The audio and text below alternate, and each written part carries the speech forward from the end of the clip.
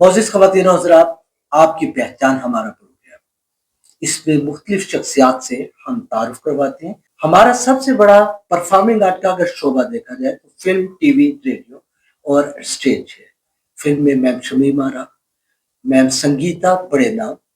अगर मैं नाम लेना शुरू करूं तो खत्म नहीं होंगे, मगर स्टेज की दुनिया में वन एंड ओनली मैं ये वसूख से कह सकता हूँ कि आसमा भट्ट, प्रोड्यूसर, डायरेक्टर, एक्टर, आज की हमारी मेहमान है। अस्सलाम वालेकुम आसमा भट्ट साहब। जी वालेकुम अस्सलाम। भट्ट साहब, आपने एक मुश्किल फील्ड का इंतखाब किया। आपको शौक था या हादसाती तौर पर आप इस फील्ड में आई? नहीं जी, मैं मेरा एक शौक था और मैं अपने कॉलेज और स्कूल टाइम से ही एक क्रिएटिव थी और वहाँ भी मैं अपने स्कूल और कॉलेज में पार्टिसिपेट किया करती थी। लेकिन जब मैंने इस सारी चीज़ को देखा और फिर जब इसमें आने का मैंने ये सोचा कि जी मुझे ये फील्ड जो है ना, ये शोबा अपनाना चाहिए। तो बाकायदा मैंने पीएनसीए से यानी Pakistan national council of the arts से मैंने ट्रेनिंग ली और 3 साल का मैंने डिप्लोमा लिया जिसमें लाइट, साउंड, माइमिंग और डायरेक्शन की जो थी ना और आर्टिस्ट की ये ट्रेनिंग थी उस वक़्त होती थी। मैं बात कर रही हूँ आज से 1994 की बात है, 95 में ये क्लासेस स्टार्ट हुई थी और बाकायदा मैंने इसकी ट्रेनिंग ली थी और आप तारुफ में बता रहे थे कि मैं अकेली हूँ, नहीं ऐसी बात नहीं है। मुझसे पहले एक बहुत बड़ा नाम था, नाहिद खानम लाहौर से हैं। अल्लाह उनको जन्नत नसीब करे और दूसरी हमारी खातून थी जिन्होंने इनको ड्रामे के ऊपर बड़ी महारत थी, मदीहा गोहर। वो भी अल्लाह जन्नत नसीब करे, इस दुनिया में नहीं रही। अब आप सवाल करेंगे कि आखिरी मैं रह गई हूँ।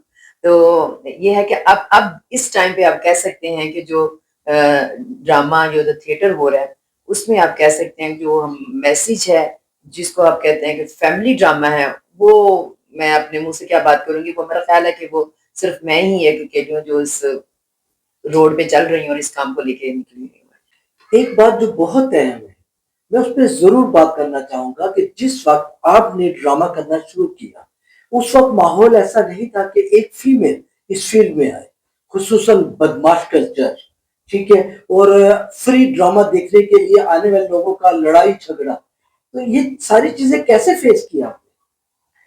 देखिए जी, आप जो भी काम करते हैं तो उसके लिए सबसे पहले आपके अंदर इतना पैशन और इतनी आपके अंदर हिम्मत होनी चाहिए कि मुझे पता है कि मैं पब्लिक में जा रही हूँ।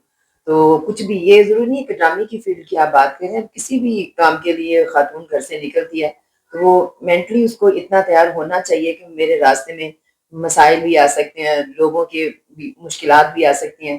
तो अल्हम्दुलिल्लाह इस मसले में मैं बड़ी बहादुर हूँ और वो आपने जो बदमाश कल्चर कहा है तो वो मानने की बात है।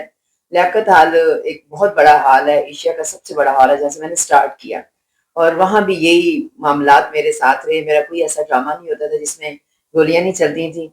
वो दूसरा कोई ड्रामा मेरा होता था, उस पे एफआईआर कटती थी और मैंने डट के मुकाबला किया।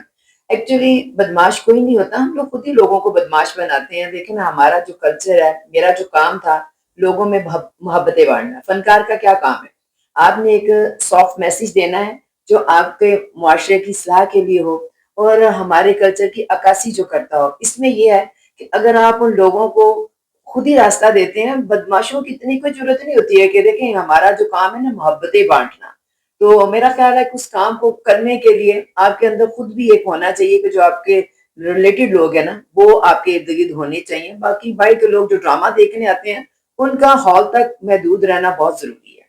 तो अगर आप इन सारी चीज़ों को उस निज़ाम के साथ लेके चलते हैं, तो कोई ऐसा बदमाश आपके सामने नहीं आ सकता, ना ही आपके काम में कोई ऐसी मुश्किल हो सकती है। हाँ, मुझे स्टार्ट में ये बहुत मुश्किलात आई थी कि बैक स्टेज लोगों का आना, बदमाशों का फ़ोन करके 20-20 बंदों को ऑनलाइन कह देना जी हम लोगों ने आना है, हम टिकट नहीं देंगे। भाई क्यों, हम लोग काम कर रहे हैं, बिज़नेस कर रहे हैं, इतनी बड़ी इन्वेस्टमेंट होती है ड्रामे की, तो ये मज़ाक की बात थोड़ी है। अपने काम के लिए तो आप लड़ भी सकते हो, मरने के लिए भी तो, लेकिन लोगों में नहीं होता था, डर जाते हैं लोग, पता नहीं हमारा काम ना कहीं खराब हो जाए। लोग खुद उनको बिठाते थे, बाकायदा उनको वेलकम प्रोटोकॉल दिया करते थे, जो मैंने आके ये कल्चर खत्म किया।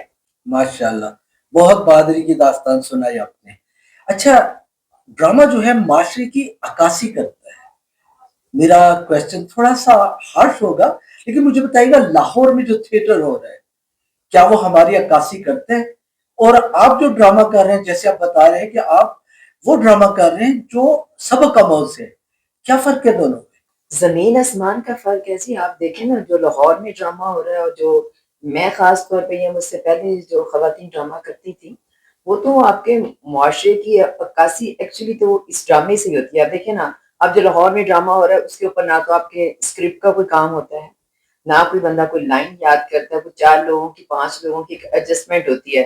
اور جو ہم ڈرامہ کرتے ہیں اس میں تو کم از کم ہماری 15 سے 20 دن کی ہماری ریہرسل ہوتی ہے. وہ باقاعدہ ہم نے یاد کرنا ہوتا ہے، اور وہ بھی کسی اچھے رائٹر کا لکھا ہوا ہوتا ہے. ایسے نہیں ہوتا کہ ہم بیٹھ کے کوئی بھی ٹاپک لے کے ہم اس کے پیچھے چل پڑے. ایسا نہیں ہے. میں نے جو پلے کیے ہیں، آپ بتائیں کہ اس میں صوفی ازم کو لے لیں. میں نے شاہ حسین فقیر سائیں مادھو لال وہ میں نے کیا، دلہ بھٹی میں نے کیا، ہیر رانجھا میں نے کیا جس میں ہیر جو پڑھی بھی گئی اور ساتھ میں نے ڈرامہ بھی دکھایا. یہ دیکھیں ایک سیٹ کے اوپر آپ 3 چیزیں دکھا رہے ہیں. اس کے بعد میں نے سیف الملوک کیا. اور یہ وہ تاریخی ڈرامے ہیں کہ جو آپ ایک دفعہ جو دیکھتے ہیں نا تو پھر بہت عرصہ تک آپ کے ذہنوں میں بھی اور آپ کی یاد میں بھی یہ رہتے ہیں. اور ہمارے جو ڈرامے ہیں آپ ماؤں بہن بیٹیوں کے ساتھ بیٹھ کے دیکھ سکتے ہیں. معذرت کے ساتھ جو لاہور میں ڈرامہ ہو رہا ہے وہ تو ایز اے ڈائریکٹر، میں جو اس کام میں ہوں، اس فیلڈ میں ہوں، میں ہال میں بیٹھ کے ڈرامہ نہیں دیکھ سکتی ہوں. یہ فرق ہے ہمارے ڈرامے میں اور جو بھائی لوگ جو کر رہے ہیں لاہور میں اس ڈرامے میں. جی جی آسما صاحبہ، آپ نے جن ڈراموں کا ذکر کیا ان میں سے مجھے بھی جو 2-3 ڈرامے تھے دیکھنے کا اتفاق ہوا. کیا آپ سمجھتی نہیں ہیں کہ لاہور میں جو جگت بازی یا اس طرح کا تھیٹر ہو رہا ہے وہ ہمارے معاشرے کی جب عکاسی نہیں کرتا تو وہ اچھا ڈرامہ کرنے والوں کو ان سے کچھ سیکھتے کیوں نہیں؟ آپ کس پہ کیا کہیں گے؟ جی جی، ڈرامہ کیوں نہیں بہتر ہو سکتا ہے؟ دیکھیں نا، ڈرامہ کرنے والے جو آرٹسٹ تھے، جو آرٹ لور تھے، وہ اپنے گھر کو انہوں نے خالی چھوڑ دیا. اب جب آپ اپنی جگہ چھوڑ دیں گے تو اس کے اوپر تو کوئی بھی آ سکتا ہے نا. گھر خالی ہے تو کوئی بھی ڈاکو چور آ سکتا ہے. اس میں یہ تھوڑی ہوگا کہ یہ بندہ ایجوکیٹڈ ہے تو یہ آ کے بیٹھ جائے گا. جب آپ اپنے کام چھوڑ کے چینلز پہ جا کے مختلف جا کے آپ ٹاک شوز میں بیٹھ گئے ہیں، اور یہ وہ لوگ تھے جو تھیٹر کی پہچان ہوتے تھے. اب دیکھ لیں کہ جیسے اب جو فنکار ہے وہ اپنے آپ کو اور اپنے ڈرامے کو اس نے زندہ رکھا ہوا ہے. جو باقی کے لوگ ہیں جو ہماری فیلڈ سے جن کا تعلق نہیں ہے، جو صرف پیسہ بنانے کے لیے انہوں نے اس فیلڈ کا اور اس ڈرامے کا جو بیڑا غرق کیا ہے، آپ اس کی طرف تو جا ہی نہیں سکتے ہیں. وہ بہت زیادہ ہے اور بہت کم لوگ ہیں جو آرٹ لور ہیں. جس میں دیکھیں نسیم وکی ہے، ناصر چنیوٹی ہے، ظفری خان ہے. وہ اپنی پہچان کیسے پیا ہے، ان لوگوں نے اپنے آپ کو زندہ رکھنا ہے کیونکہ وہ آرٹسٹ، ان کے پاس دوسرا کوئی کام نہیں ہے. وہ یہی کام کرتے ہیں اور انہوں نے یہی کام کرنا ہے. وہ کچھ بہتر کر رہے ہیں اپنے ڈرامے کو. لیکن آپ کہیں کہ جیسا ہم لوگ ادھر فیڈرل میں ڈرامہ کرتے ہیں اس کا تو مقابلہ وہ بھی نہیں ہو سکتا. ظاہر انہوں نے بھی پیسے لگائے ہوتے ہیں، پیسے کمانے ہوتے ہیں، وہ چیزیں کچھ نہ کچھ انہوں نے ان کی بھی اس میں ایڈ کرنی ہوتی ہیں. لیکن ہمارا تو ٹوٹلی جو ہوتا ہے نا، ہمارا تھیم پہ ہوتا ہے، ایک میسج پہ ہوتا ہے. یا تو میں تو بہت زیادہ جو کر رہی ہوں آج کل تو میں تو صوفیزم پہ کر رہی ہوں.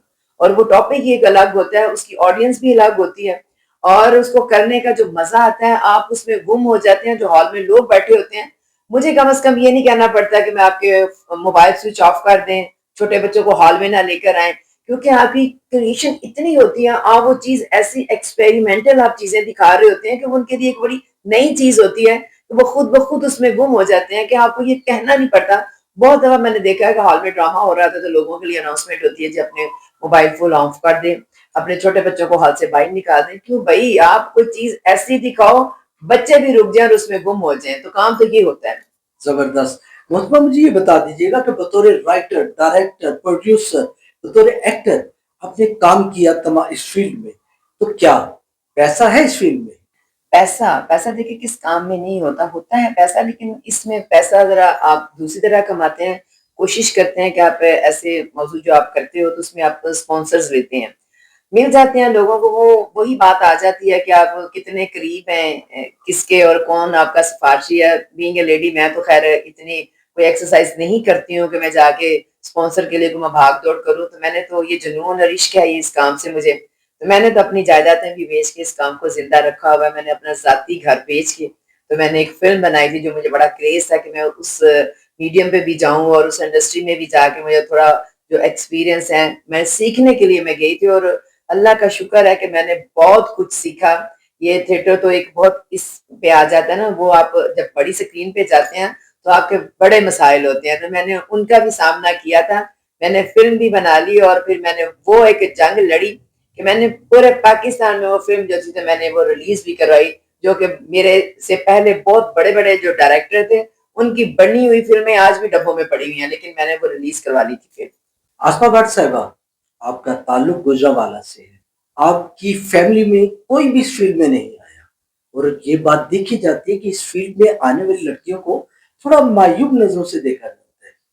آپ کو فیملی سے رسپانس کیسا ملا؟ معیوب تھا یا آپ کو ہیلپ کیا گھر والوں؟ نہیں نہیں، مجھے تو اپنی فیملی سے فلی سپورٹ تھی، اور باقی رہ گئی بات جو آپ کہہ رہے ہیں کہ اس کو اچھا نہیں سمجھا جاتا، دیکھیں آپ کو اپنے اوپر کانفیڈینس ہونا چاہیے، اور گھر والوں کو بھی اپنے گھر کا پتہ ہوتا ہے کہ آپ کو کس حد تک، کس لمٹ تک آپ جا کے باہر کام کرو گے، یا کس حد تک آپ جا کے کن لوگوں میں آپ اٹھتے بیٹھتے ہو۔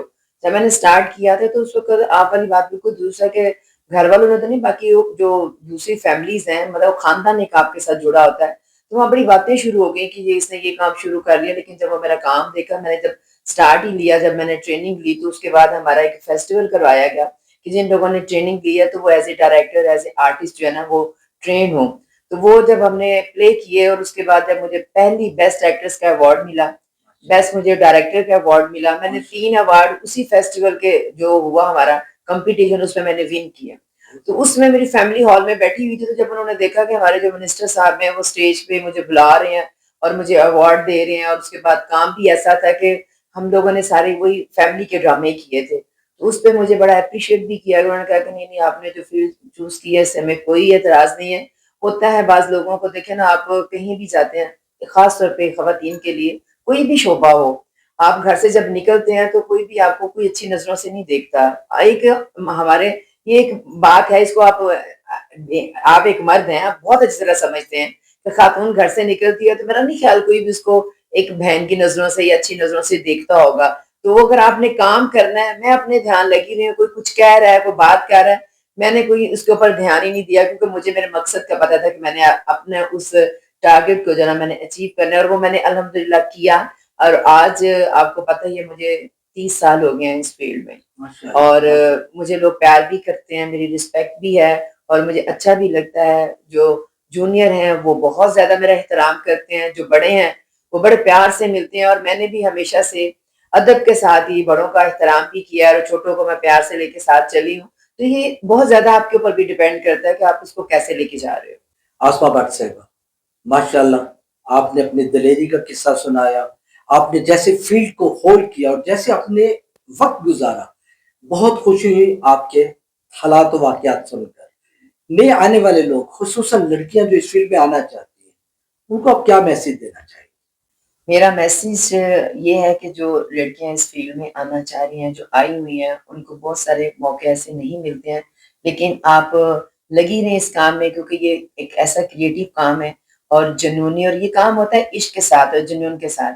باقی تو دیکھیں ڈاکٹر بہت سارے ہیں، نرسنگ کا شعبہ بہت وسیع ہے، ایئر ہوسٹس ہیں، آپ ٹیچنگ کی طرف چلے جائیں، انجینئر کے شعبے میں چلے جائیں، آج کل تو لڑکیاں پولیس میں بھی جا رہی ہیں، لیکن شوبس کا کام ایسا ہے، ڈائریکشن کا کام ایسا ہے، ایز اے آرٹسٹ ایسا کام ہے کہ میں کہتی ہوں کہ یہ آپ کی الگ سے ایک پہچان بنا دیتا ہے، اور اس کا نشہ اور اس کا مزہ ہی ایسا ہوتا ہے کہ میں نے بہت دفعہ سوچا کہ میں کوئی اور بزنس کرتی ہوں، لیکن میں کسی کے اوپر بھی اتنا فوکس نہیں کر سکی ہوں، کیونکہ جب آپ ان کے ساتھ کام کرتے ہو ریگولر، جب آپ کی ریہرسلز ہوتی ہیں، آپ کی ڈائریکشن جب ہوتی ہے، آپ کے ساتھیوں کے اس وقت جو چٹکلے ہوتے ہیں، آپ کا جو ان کے ساتھ بیٹھنا ہوتا ہے، کوئی آپ کو گانا سنا رہا ہے، کوئی آپ کو لطیفہ سنا رہا ہے، تو آج کے دور میں دیکھیں جہاں پہ ہم بہت ڈپریشن کا شکار ہیں، ہمارے لیے بہت سارے مہنگائی کے مسائل ہیں، تو یہ واحد ایک کام ہے کہ جہاں جا کے آپ کی اپنی ایک دنیا آباد ہو جاتی ہے، اور دوسرا یہ ہے آپ لوگوں کے لیے کوئی ایک اچھا میسج جو ہے وہ چھوڑتے ہیں۔ تو میری طرف سے تو آپ کو یہ پیغام ہے کہ آپ کو ضرور یہ